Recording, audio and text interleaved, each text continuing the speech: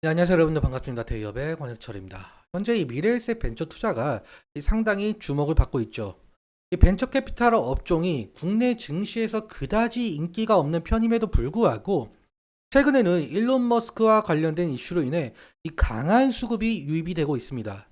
그래서 오늘은 이 이슈에 대해서 한번 다뤄보도록 하겠고, 그리고 미래에셋 벤처 투자에 대해서 여러분들께서 이 궁금하신 점이 있으시다면 댓글로 남겨주세요.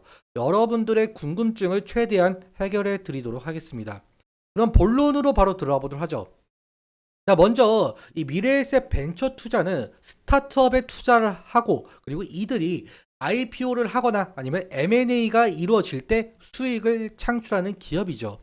보통 벤처 캐피탈들은 이 직접 투자와 이 투자 조합, 이 두 가지 방식으로 투자가 진행이 되는데요.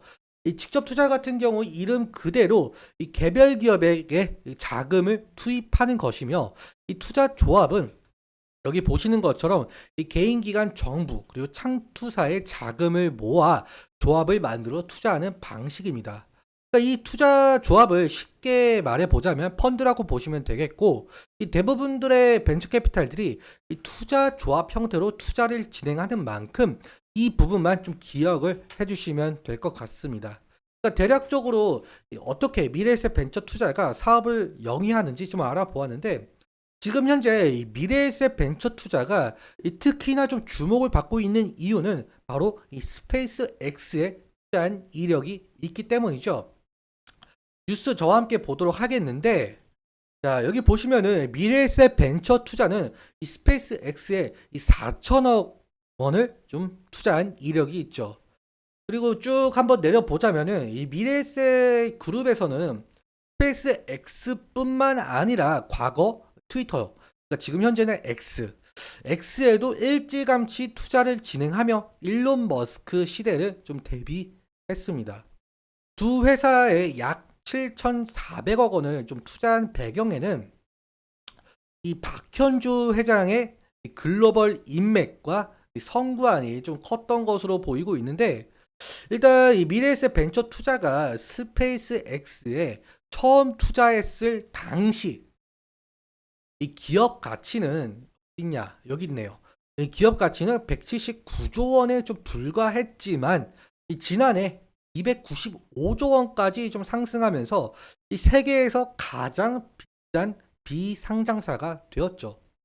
만약에 이 트럼프 2기 시대가 다시 시작이 된다면 여기 보시는 것처럼 아르테미스 프로그램 을 통해 이 달 탐사 프로젝트가 활성화되면서 이 스페이스 X의 가치 또한 크게 오를 가능성이 크겠죠. 즉 다시 말하자면 이 박현주 회장이 결정한 과거 투자가 이 큰 성공으로 이어질 가능성이 높다고 볼 수가 있겠습니다. 이러한 이슈로 인해서 미래에셋 벤처 투자는 이 주가가 큰 변동성을 가지면서 지금 현재 상승을 하고 있는 상황이고요. 다만 이 미래에셋 벤처 투자는 스페이스 X 외에도 다양한 산업군에 투자하고 있기 때문에 이 다른 산업의 변화가 이 주가에 영향을 미칠 수가 있다는 점도 고려해 주시면 좋겠습니다. 오늘 준비한 내용은 좀 여기까지고, 다음으로 이 기술적인 분석 좀 짧게 보도록 하겠습니다. 자, 오늘 미래에셋 벤처 투자 마이너스 2.29% 하락 마감을 했지만 오늘 아래 꼬리가 상당히 길게 나온 모습을 우리가 확인해 볼 수가 있습니다. 무려 마이너스 10%까지 하락을 했지만 마이너스 2%, 약 한 8% 가량 정도 저가 부근에서 상승을 해 주었다.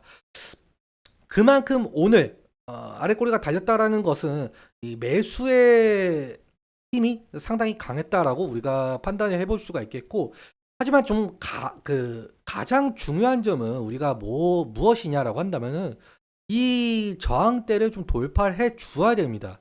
지금 오늘도 윗꼬리가 달린 부근이 이 부근을 맞닿아 있고, 그리고 올해 초 2월 달에 이 구간을 결국엔 돌파를 해주지 못했죠. 왜 그러냐고 한다면은 과거 2021년도, 2022년도에 이 구간대 형성 주가가 형성이 되었었는데 오랫동안 주가가 형성이 되었죠. 약 한 1년 정도 이 구간 위에서 놀았다 보니까 이 구간의 매물대가 상당히 많을 수가 있다라는 점. 그렇기 때문에 이 구간대를 강한 거래량을 동반해서 확실히 좀 돌파를 해주는 모습이 나와 주어야 된다. 이렇게 말씀을 드릴 수가 있겠고, 만약에라도 하락을 하게 된다면 지지라인 같은 경우 저는 이렇게 말씀을 드릴 수가 있을 것 같습니다. 오늘도 아래 꼬리가 달린 이 1000일 이평선. 이 1000일 이평선이 이제는 지지라인이 될 가능성이 높겠고, 만약에 이 구간을 이탈하게 된다면 다음 지지라인 같은 경우 여기 자세히 안 보이는데 5일 이평선, 네, 5일 이평선 구간이 될 가능성이 높겠네요. 그래서 이 5일 이평선까지 이탈하게 된다라고 한다면은 지금 리스크적인 관리는 필요하다라고 말씀을 드릴 수가 있겠는데, 지금 여기 1000일 이평선과 5일 이평선 밑부분 이 구간까지의 그 이격도가 상당하잖아요. 그렇다 보니까 리스크적인 관리 해야 된다라는 말씀 드릴 수가 있을 것 같습니다. 오늘 수급 좀 잠깐 보자면은 오늘 수급은 기간에서 좀 매도가 많이 나왔습니다. 특히 금투, 보험, 투신 상당히 매물이 많이 나온 모습을 확인해 볼 수가 있겠고, 하지만 반대로 외국인에서는 매수가 진행이 되었다. 그리고 개인도 49,000주 정도 매수가 되었다. 이렇게 우리가 확인해 볼 수가 있었습니다. 그래서 가장 중요한 점은 지금 외국인의 매수세와 이 기관의 매수세가 좀 꾸준하게 들어와 주면서 아까 말씀드린 여기 저항 구간의 매물대를 어느 정도 소화를 시켜주는 작업이 좀 필요하지 않나. 저는 그렇게 생각을 하고 있고요. 그러면은 수급적인 측면에 대해서 좀 증권사별 매매 동향을 좀 함께 보시자면은 지금 이틀 사이로 주가가 형성이 되었으니까 11일 11일부터 상승을 했네요. 11일부터 보자면은 지금 키움 증권 창구에서 140만 주 누적 순매수를 기록을 하고 있죠. 그만큼 개인의 물량이 좀 많다라고 볼 수가 있겠고, KB증권 15만 주 2위를 좀 차지하고 있는 모습입니다. 그리고 한양증권 창구에서 14만 주, NH투자증권 창구에서 지금 9만 4천 주로 4위를 기록을 하고 있는데, 지금 중요하게 바라봐야 될 증권 창구가 어디냐면은 여기 골드만삭스 창구와 UBS 창구, 그리고 GS 투자 창구, 이렇게 볼 수가 있을 것 같아요. 근데 이 창구에서 좀 매수가 나와 준다라고 한다면은 결국에는 외국인이 매수하는 꼴이 되는 거잖아요. 그래서 이 창구적인 측면에 대해서도 매일같이 좀 확인해 주셔야 되는 부분이 있다. 이렇게 말씀을 드릴 수가 있을 것 같습니다. 여기서 맞춰보도록 하겠고, 오늘 말씀드린 내용들은 제 개인적인 견해가 좀 포함된 분석인 만큼 여러분들께서도 이 자신의 견해와 함께 고려하셔서 현명한 투자 결정을 하시길 바랍니다. 그럼 지금까지 대기업의 권혁철이었습니다. 감사합니다.